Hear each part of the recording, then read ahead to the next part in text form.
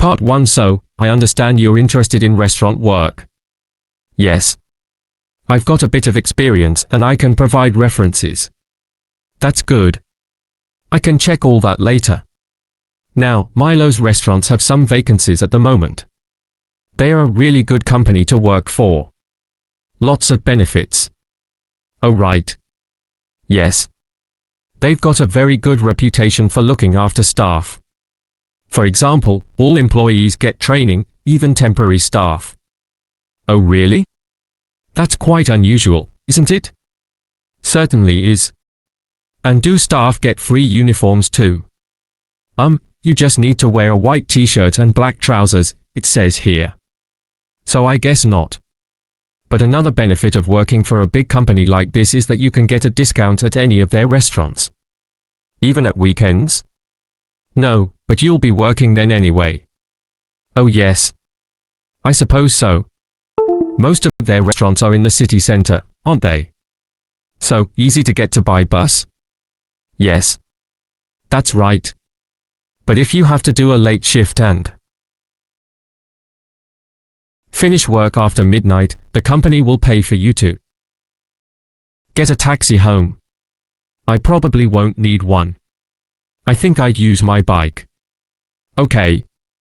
Now, they do have some quite specific requirements for the kind of person they are looking for. Milo's is a young, dynamic company and they are really keen on creating a strong team. It's really important that you can fit in and get on well with everyone. Yeah. I've got no problem with that. It sounds good, actually. The last place I worked for was quite demanding too. We had to make sure we gave a really high level of service. That's good to hear because that will be equally important at Milo's. I know they want people who have an eye for detail. That's fine. I'm very used to working in that kind of environment. Perfect. So the only other thing that's required is good communication skills, so you'll need to have a certificate in English. Sure. Okay. Let's have a look at the current job vacancies at Milo's.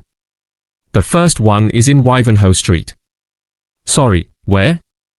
Wivenhoe. Wivenhoe. It's quite central, just off Cork Street. Oh right. They're looking for a breakfast supervisor. That would be okay. So you're probably familiar with the kind of responsibilities involved. Obviously checking that all the portions are correct, etc., and then things like checking all the procedures for cleaning the equipment are being followed. Okay. And what about the salary? In my last job I was getting £9.50 per hour. I was hoping to get a bit more than that. Well, to begin with, you'd be getting £9.75, but that goes up to £11.25 after 3 months. That's not too bad. And I suppose it's a very early start. That's the only unattractive thing about this job. But then you have the afternoons and evenings free. So the restaurant starts serving breakfast from 7 a.m. And you'd have to be there at 5:30 to set everything up. But you'd be finished at 12:30. Well, as you say, there are advantages to that. Now, you might also be interested in the job at the City Road branch. That's for a junior chef, so again a position of responsibility. I might prefer that, actually. Right, well obviously this role would involve supporting the sous chef and other senior staff. And you'd be responsible for making sure there's enough stock each week and sorting out all the deliveries. I've never done that before, but I imagine it's fairly straightforward, once you get the hang of it. Yes, and you'd be working alongside more experienced staff to begin with, so I'm sure it wouldn't be a problem. The salary's slightly higher here. It's an annual salary of £23,000. Right. I know that if they like you, it's likely you'll be promoted quite quickly. So that's worth thinking about. Yes. It does sound interesting. What are the hours like? The usual, I think. There's a lot of evening and weekend work, but they're closed on Mondays. But you do get one Sunday off every 4 weeks. So would you like me to send off your Part 2? Hello everyone. It's good to see that so many members of the public have shown up for our presentation on the new housing development planned on the outskirts of Nunston. I'm Mark Reynolds and I'm Communications Manager at the development. I'll start by giving you a brief overview of our plans for the development. So one thing I'm sure you'll want to know is why we've selected this particular site for a housing development.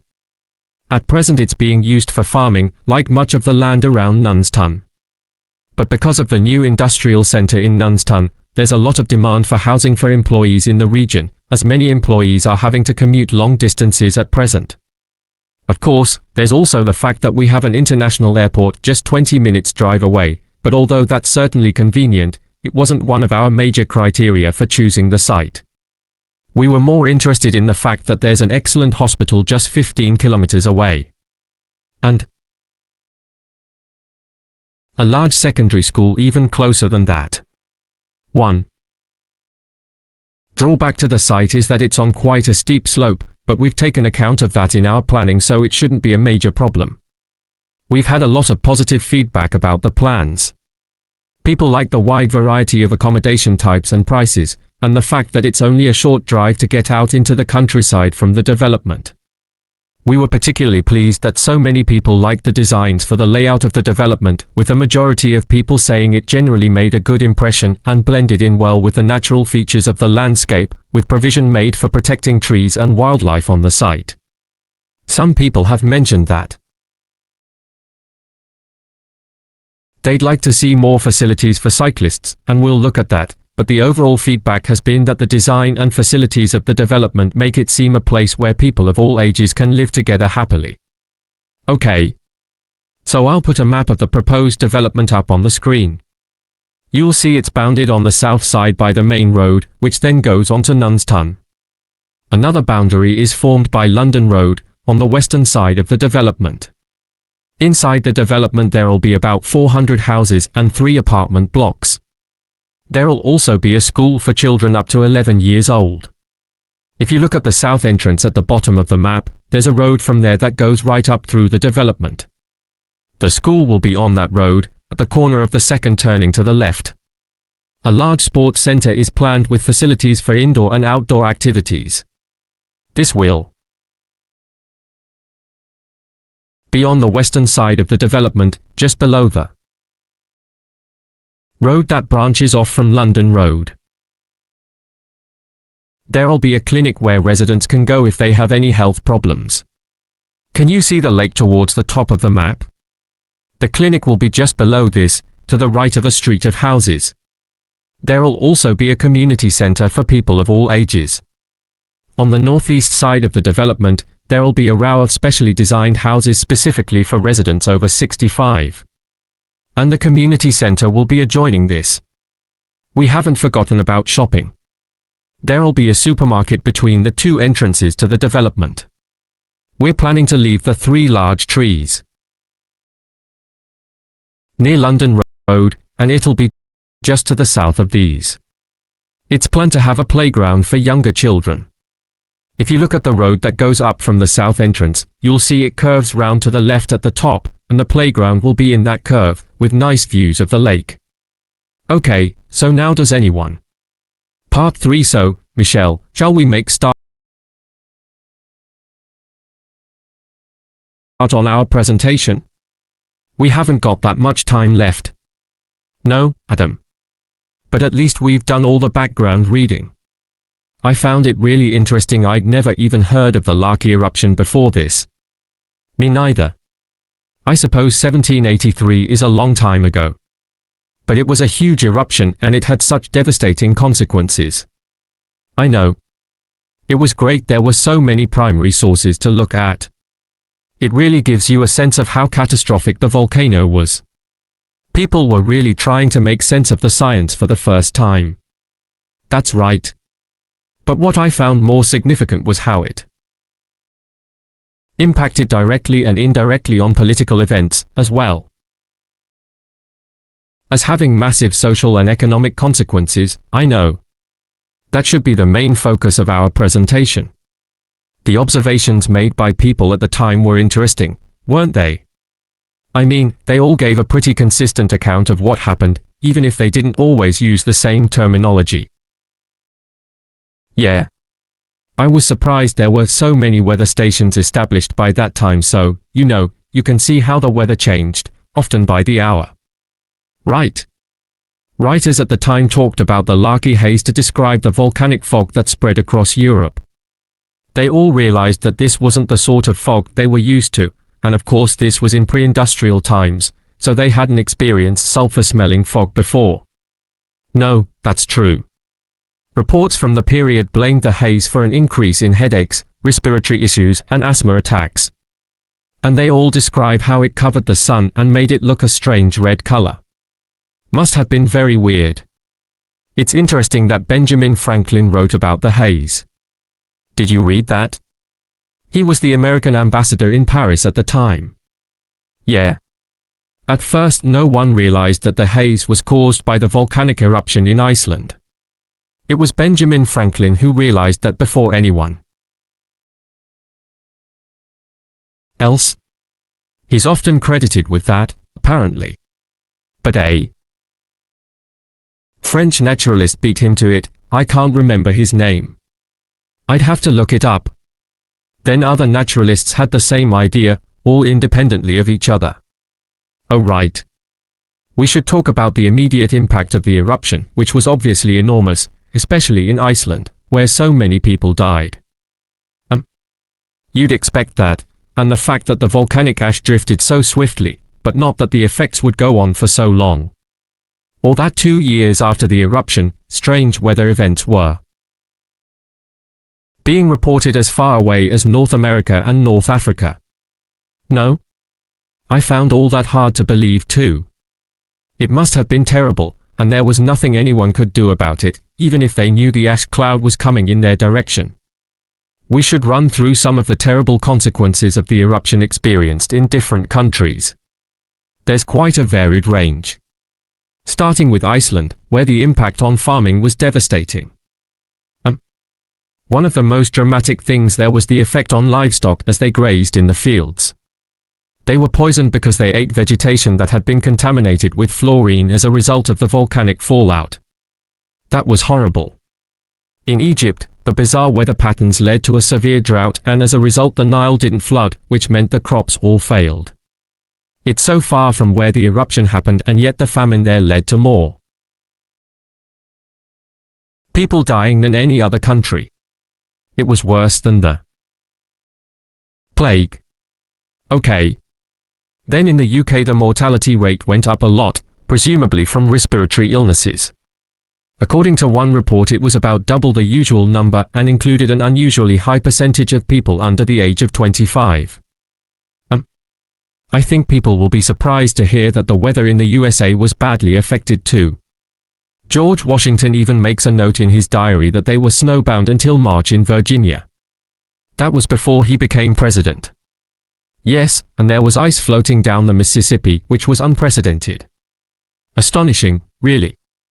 Anyway, what do you think? Part 4.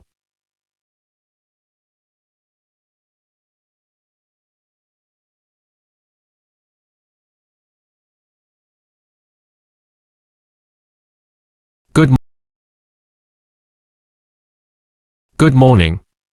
Now, we've been asked to choose an aspect of European clothing or fashion and to talk about its development over time. I decided to focus on a rather small area of clothing, and that's pockets. I chose pockets for 2 reasons, really. We all have them in jeans, jackets, coats, for example, and even though we often carry bags or briefcases as well, nothing is quite as convenient as being able to pop your phone or credit card into your pocket. Yet, I suspect that, other than that, people don't really think about pockets too much, and they are rather overlooked as a fashion item. It's certainly very interesting to go back in time and see how pockets developed for men and women. In the 18th century, fashions were quite different from the way they are now, and pockets were too. If we think about male fashion first, that was the time when suits became popular. Trousers were knee-length only and referred to as breeches, the waistcoats were short and the jackets were long, but all three garments were lined with material and pockets were sewn into this cloth by whichever tailor the customer used. The wearer could then carry small objects such as pencils or coins on their person and reach them through a gap in the lining. Coat pockets became increasingly decorative on the outside for men who wanted to look stylish, but they were often larger but plainer if the wearer was someone with a profession who needed to carry medical instruments, a doctor or physician, for example. The development of women's pockets was little different. For one thing, they weren't nearly as visible or as easy to reach as men's. In the 18th and 19th centuries, women carried numerous possessions on their person, and some of these could be worth a lot of money.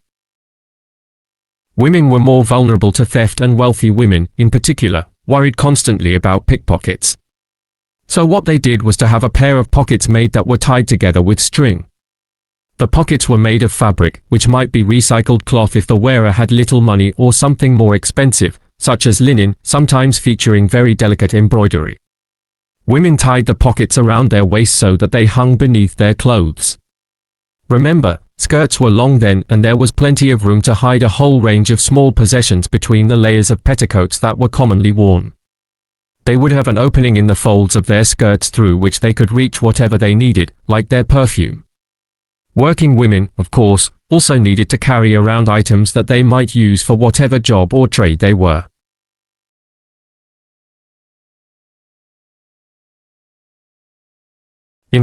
involved in, but their pairs of pockets still remained on the inside of their clothing. They just got bigger or longer, sometimes reaching down to their knees.